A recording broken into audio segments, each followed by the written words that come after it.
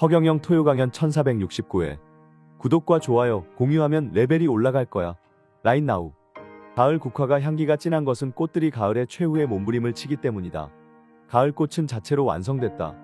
봄에 피는 꽃은 봄을 알리기 위해 피기 때문에 열매 때문에 피는 것이 아니다. 겨울이 지나고 봄을 알리는 전령사일 뿐이다.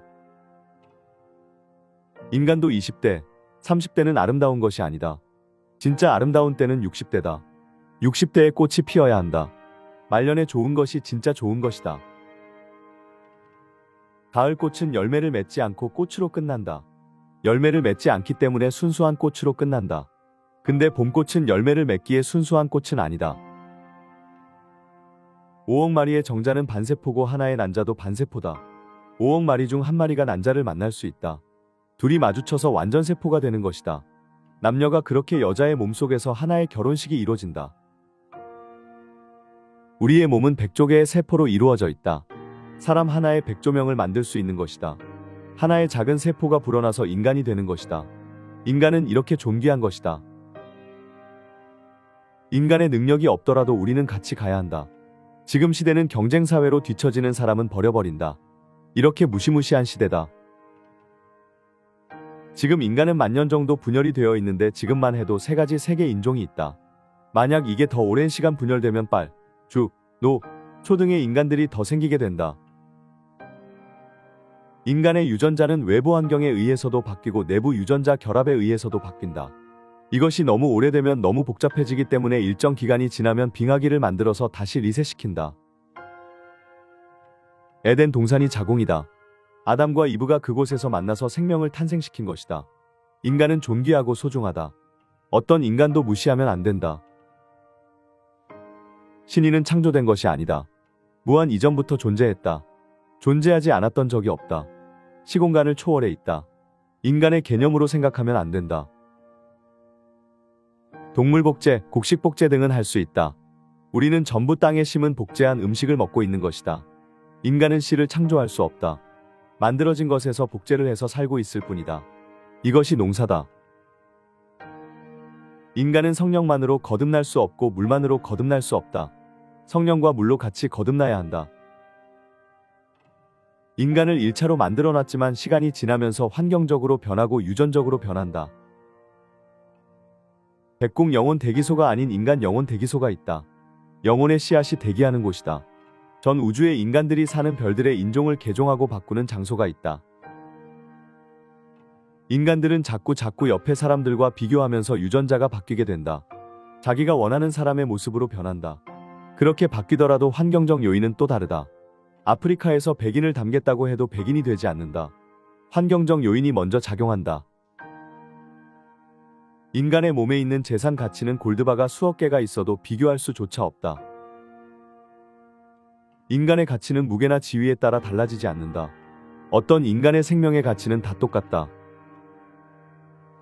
비교의 맏아들이 교만이다. 석가모니가 자비심이 있었지만 교만했던 것이다. 비둘기와 자신의 생명의 가치는 똑같은데 자기 허벅지 살로 대체하려고 한 것이다. 하늘궁 백궁 물을 다른 물과 비교하면 안 된다. 신인을 인간과 비교하면 안 된다. 신인과 백궁과 관련된 것은 비교하면 안 된다. 인간 세상을 초월한 것이기에 인간적 교만심과는 다른 것이다. 일본 최고의 수질검사 기관에서 하늘궁 광천수를 검사했는데 하늘궁 광천수는 일본 히타 수돗물보다 세포 투과성이 22% 높았다.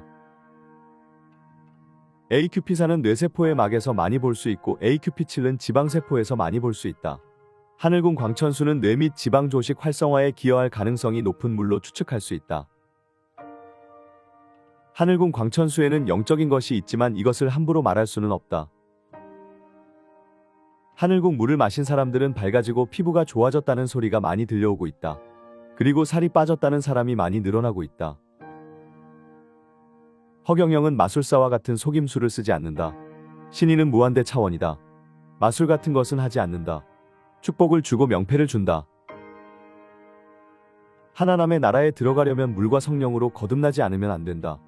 여기서 물은 성령이고 성령이 물이다. 둘은 같은 것이다. 성령을 받은 자가 물을 마셔야 거듭나는 것이다. 축복과 명패를 하지 않은 자들이 광천수를 먹으면 하늘나라에 갈 수가 없다. 물만 마시면 몸만 건강해질 뿐이다.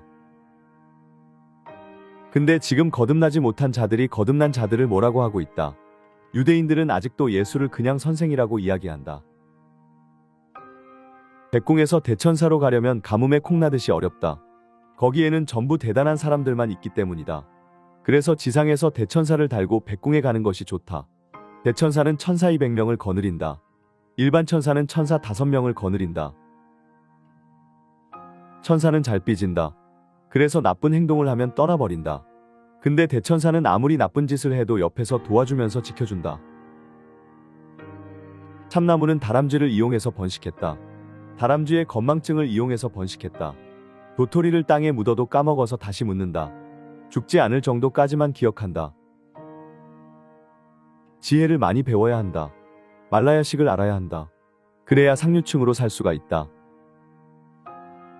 여러분은 부족한 것이 하나도 없다. 신인이 옆에 있고 불로수를 마실 수 있다. 이 세상 어떤 인간보다 행복하고 축복받은 것이다. 우리는 이미 건강한 것만으로도 만족해야 한다. 두 팔이 있다는 것만으로도 행복의 절정에 있다는 것을 알아야 한다.